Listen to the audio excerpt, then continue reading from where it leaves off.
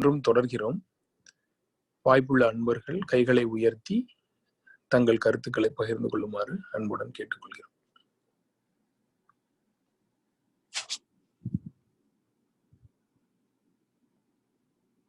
வாழ்க வளமுடன்.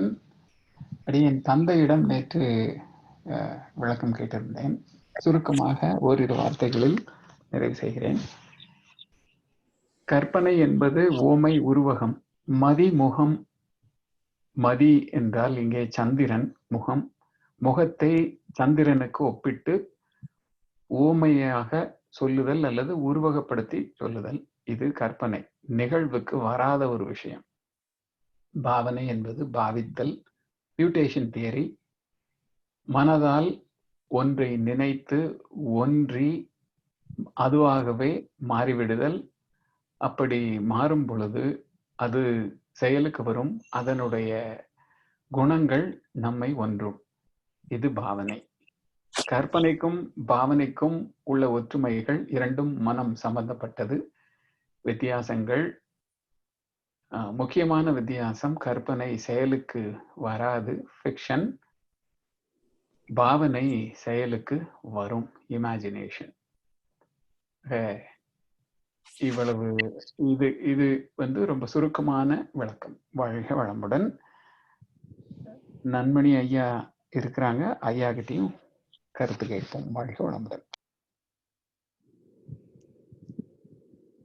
வாழ்க வளமுடன். நன்றிங்க ஐயா. அம்மா ஆடல் நாயகி அம்மா கை உயர்த்திருக்காங்க. அம்மா ஒரு நிமிடங்கள்ல உங்களோட பதிவு கருத்துக்களை பகிர்ந்துக்கோங்கம்மா. வாங்கம்மா.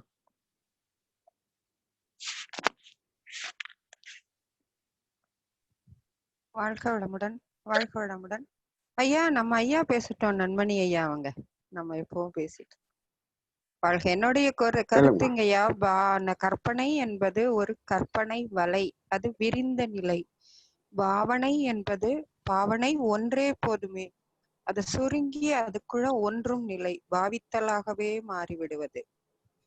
போதுங்கய்யா. ஐயா அருமையான விளக்கம் கொடுப்பாங்க, அவங்க என்னுடைய ஆசிரியர். வாழ்க வளமுடன் ஐயா. பேசுங்கய்யா. நன்றிங்கம்மா. வாழ்க வளமுடன் ஐயா. வாங்க ஐயா. வாழ்க வளமுடன். வேற யாரும் கருத்து சொன்னா அதை கேட்டு நான் சொல்லலாம்னு இருந்தேன். வேற யாரும் சொல்றாங்களா? யாரும் கை உயர்த்தல.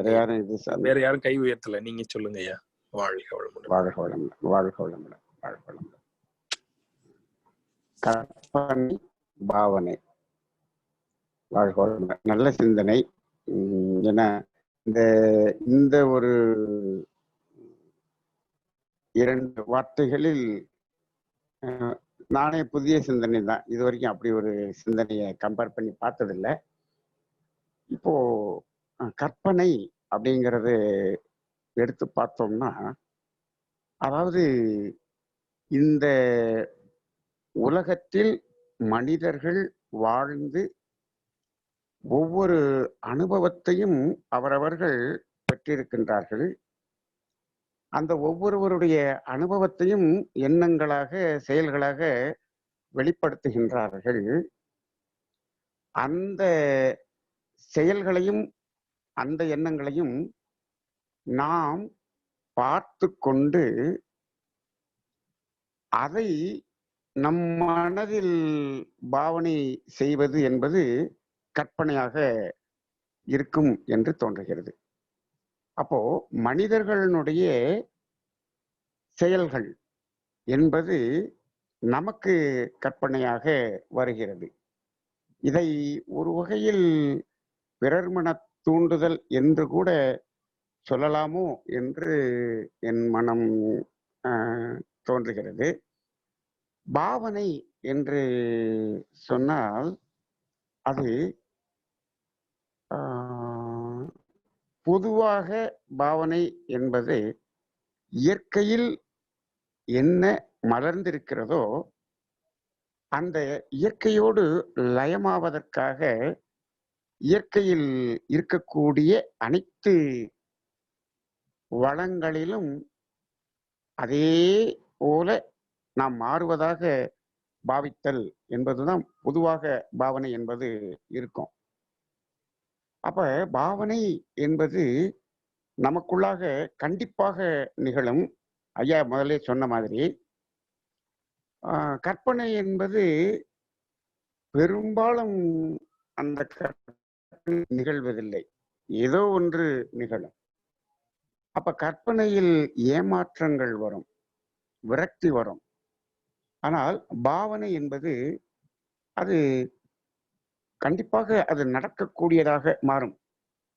இன்னொன்று சொன்னால், பாவனை செய்தல் என்று வரும்போது அந்த பாவனையில் பெரும்பாலும் அது இயற்கை சார்ந்த ஒரு நல்ல விஷயங்கள் தான் இருப்பதாக தோன்றுகிறது. ஏன்னா அந்த தீய விஷயங்களை பெரும்பாலும் கற்பனையாக எடுத்துக்கொள்கிறோம், நல்ல விஷயங்களை எல்லாத்தையும் பாவனையாக எடுத்துக்கொள்கிறோம். இது இயல்பாக மனிதனுக்கு தோன்றுகின்றது என்று நான் நினைக்கின்றேன். இது ஓரிரு இடங்களில் மாறுதலாக கூட இருக்கலாம். ஆனால் அதிகபட்சமாக பாவித்தல் என்பதில் இயற்கை சார்ந்த நல்ல விஷயங்களே இருக்கும். கற்பனை என்பதில் பெரும்பாலும் அந்த நல்ல விஷயங்களை தவிர ஒரு மயக்கம் சார்ந்த விஷயங்கள் இருக்கும். இன்னொன்று, கற்பனை என்பதில் வரக்கூடிய அனைத்தும் தற்காலிகமானதாக இருக்கும். அது சிறிது நேரம் இருக்கும், அப்புறம் மறைந்துவிடும். ஒரு தற்கால சுகத்தை கொடுக்கக்கூடியதாக இருக்கும். ஆனால் பாவனை என்பது நிரந்தர நீடித்த சுகத்தை கொடுக்கக்கூடியதாக இருக்கும் என்று தோன்றுகிறது. இப்ப இந்த பாவனை என்பதில் மகரிஷி அவர்களுடைய பாடல் எனக்கு அதுதான் பொருத்தமா தெரியுது. எப்பொருளை, எச்செயலை, எக்குணத்தை எவர் ஒருவர் அடிக்கடி நினைக்கின்றாரோ அப்பொருளின் தன்மையதாய் நினைப்போர் ஆற்றல் உடலினிலும் மனதிலும் மாற்றம் காணும். இதுதான் பாவனை. அப்போ அந்த பாவனை என்பது நம் உயிராற்றலிலேயே ஒரு மாற்றம் பெற்று அது மனதிலும் உடலிலும் விரியக்கூடியதாக இருக்கிறது. கற்பனை என்பது மனதளவில் நின்று விடுகிறது. அது மனதளவிலேயே தோன்றி மனதளவிலேயே மறைந்து விடுகிறது என்று தோன்றுகிறது. ஆக பாவனை என்பது உறுதியாக நாம் அதை பெற முடியும் என்பது போன்றும், கற்பனை என்பது இப்போ இந்த தேடுதலுக்கும் பார்த்தலுக்கும் உள்ள ஒரு வித்தியாசம் உண்டு. இயேசு மகானுடைய அந்த ஒரு வாக்கியங்கள்ல இது வரும், டோன்ட் சீக் பட் சி அப்படின்னு ஒரு வார்த்தை வரும். அதாவது தேடாதே பார் என்று வரும். டோன்ட் சீக் பட் சி என்று வரும். அப்போ அந்த தேடுறது அப்படின்னு சொன்னோம்னா அது கிடைத்தாலும் கிடைக்கலாம், கிடைக்காமலும் போகலாம். ஆனால் பார் என்று சொன்னால் அது உறுதியாக இருக்கிறது என்ற அர்த்தம். அப்போ அதை சொல்லிட்டு அடுத்த வரியில சொல்றாரு, ஏன் பார் என்று சொல்கிறார் என்று சொன்னால், இட் இஸ் வித்தின் யூ அப்படின்னு சொல்லிட்டு கமா போட்டு ஆஸ் யூ அப்படின்னு சொல்றாரு. அது உனக்குள்ளாகவே இருக்கிறது, அது நீயாகவே இருக்கிறது, எனவே தேடாதே பார் என்று சொல்றார். அதுபோல அந்த தேடுவதற்கும் பார்ப்பதற்கும் உள்ள வித்தியாசம் இந்த கற்பனைக்கும் பாவனைக்கும் ஒரு பொருந்தி வரும் என்று தோன்றுகிறது. மகரிஷி அவர்கள் கூட எப்படி சொல்கிறார் என்றால் பார் என்றுதான் சொல்கிறார். எந்த இடத்துலன்னா, வாழும் நிலை உணர்ந்து தொண்டாற்றி இன்பம் காண்போம் தான் சொல்றார். காண்போம் அப்படின்னு தான் சொல்றார். அதை தேட வேண்டியதே இல்லை, காண்போம். அப்ப உறுதியாக இருக்கிறது என்று சொல்கிறார்.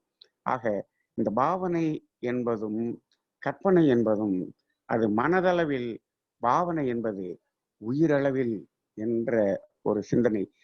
திடீர்னு சொன்னோன்னே எனக்கு தோன்றிய விஷயங்கள் இந்த விஷயங்கள் தோன்றியது. அன்பர்களுடைய கருத்தை கூறுமாறு வேண்டிக் கொள்கிறேன். வாய்ப்பு கொடுத்த அனைவருக்கும் நன்றி. வாழ்க வளமுடன். நன்றிங்க ஐயா. அதாவது அப்போ கற்பனை என்பதை இல்லாத ஒன்றை இருப்பதாக புனைந்து காட்டுவது கற்பனை. செயலுக்கு வரவே இயலாத ஒரு விஷயம். அப்படித்தானுங்களா அது ஐயா? அது நம்ம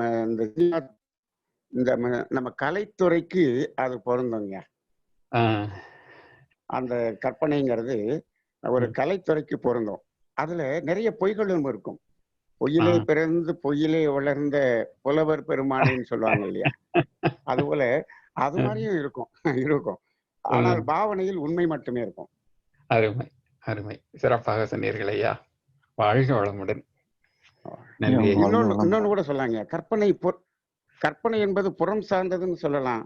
ஆ, பாவனை என்பது அகம் சார்ந்ததுன்னு சொல்லலாம். ஆ. அப்படியும் எழுதலாம். அறிவின் மயக்க நிலை புறம் கற்பனை. சார்ந்தது. அறிவின் மயக்க அதாவது நிலை கற்பனையில கற்பனை. ம். புறம் சார்ந்த வாழ்க்கை கற்பனையாக வரும். அகம் சார்ந்த வாழ்க்கை பாவனையாக வரும்.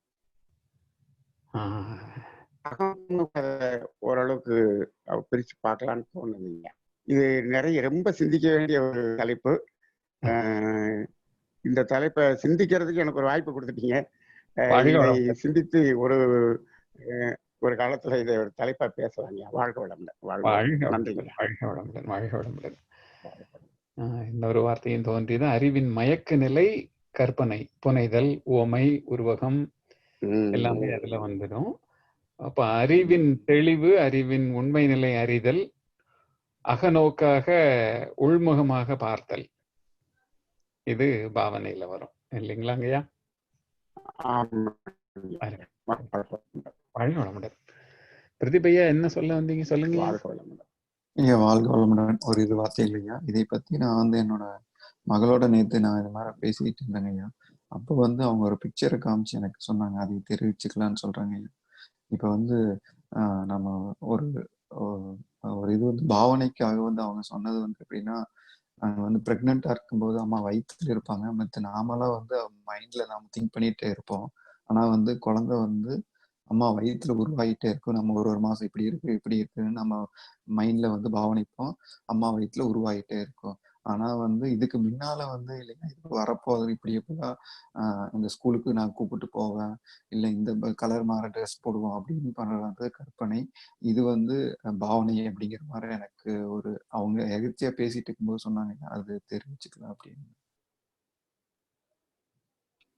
அவங்க சொன்னதுக்கும் நம்ம பேசுறது ஒத்து வரும். வாழ்க வளமுடன். ஆமாங்க. யாருமையா? வாழ்க. நல்ல நல்ல நல்ல நல்ல கருத்து தாங்க. நல்ல கருத்து தான். நல்ல கருத்து தான். அவங்களும் அதை தான் சொல்றாங்க. அதாவது கற்பனை என்பது அவர்களுடைய புறம் சார்ந்த வாழ்க்கையை நாம் நினைவு கூறுவது. பாவனை என்பது அது அகம் சார்ந்த ஒரு வாழ்வை நினைவு கூறுவது அப்படின்னு கூட நல்லா இருக்கு. நல்ல கருத்து தாங்க. வாழ்க வளமுடன். வாழ்க வளமுடன். அது ஒரு பிக்சர் வேற வரைஞ்சி காமிச்சா அப்படிங்க. அது வந்து எனக்கு வந்து நாம வந்து யோசிச்சு பார்க்கும்போது நல்லா தெரிஞ்சது. நன்றிங்க. வாழ்க வளமுடன். வாழ்க வளமுடன். அதை இப்ப அதாவது நம்ம புறம் சார்ந்த வாழ்க்கைன்னு சொல்றோம், அகம் சார்ந்த வாழ்வுன்னு சொல்றோம். ஆனா பெரும்பாலும் இன்னைக்கு சமுதாயத்துல அந்த அகம் சார்ந்த வாழ்வு அதை வாழ்றது ரொம்ப கம்மியா இருக்கு. அதனால பாவனை கம்மியா இருக்கு, கற்பனை ஜாஸ்தியா இருக்கு. வாழ்க வளமுடன்.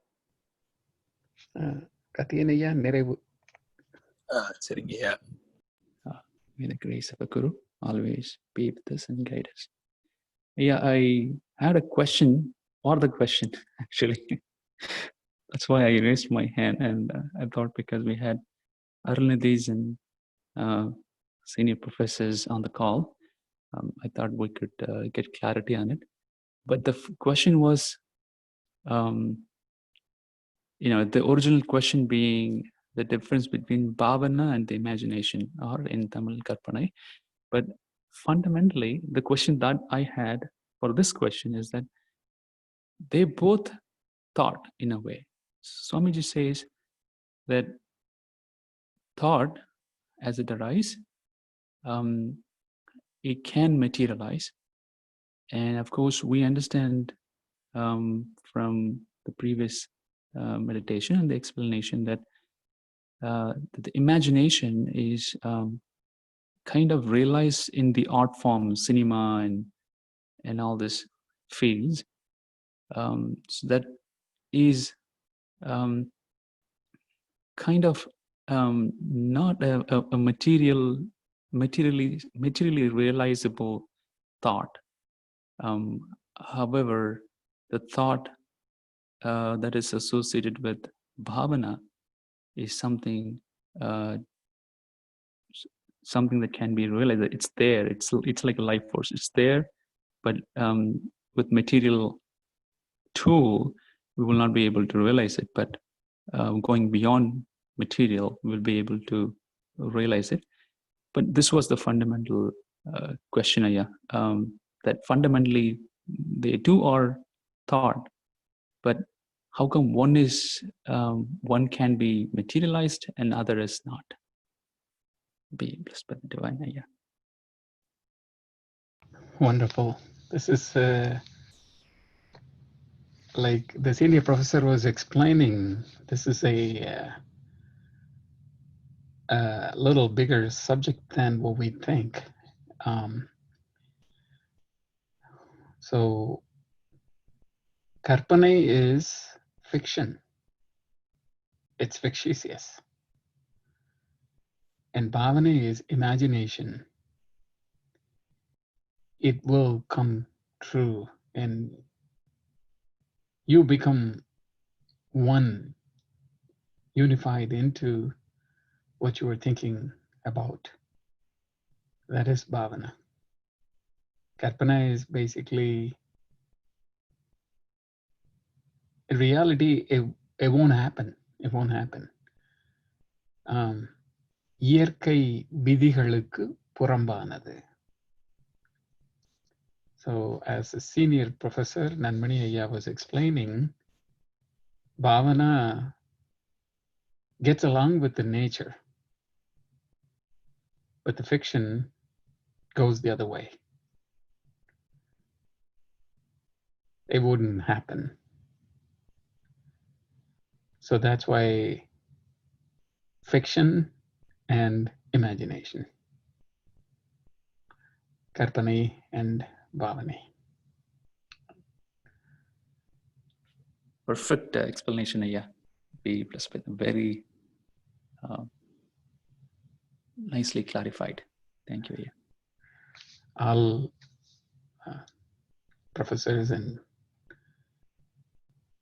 the divinity and Guru is with us, definitely. Thank you, Aya. Be blessed. Thank you for bringing all these thought-provoking questions.